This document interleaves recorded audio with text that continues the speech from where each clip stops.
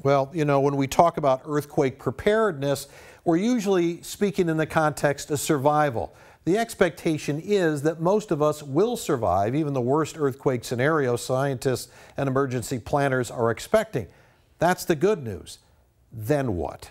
What kind of a city do you see? Well, what I see, of course, is a city that's really bustling and is incredibly successful, but it's dependent upon transportation, energy, and liquid fuels, communications that are really tightly concentrated. And so if it fails, none of this works. His name is Stephen Flynn, director of the Global Resilience Institute at Northeastern University in Boston.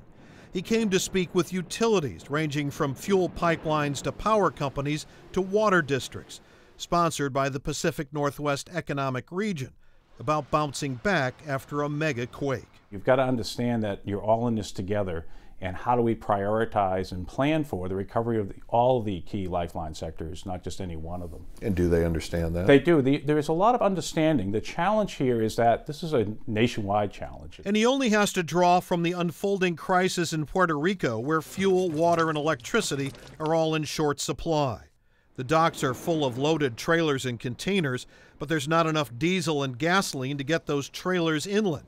Not enough cell service to coordinate drivers. You have 3.4 million people essentially on a lifeboat running out of basic water, food, fuel, all the things they need. But here's his point. Western Washington can become a de facto island itself. Take 2007. Severe flooding put I-5 to Portland underwater. Then there was the railroad main line. Snow can shut down the passes. People in this area might think, hey, well, we're connected to the mainland. We are the mainland, so this should be okay.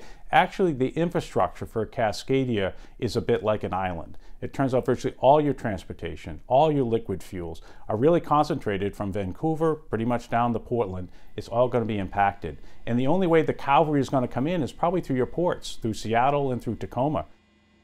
And like in Puerto Rico, it can take days for those first ships to arrive and then weeks after that for the pipeline of supplies can reach everyone.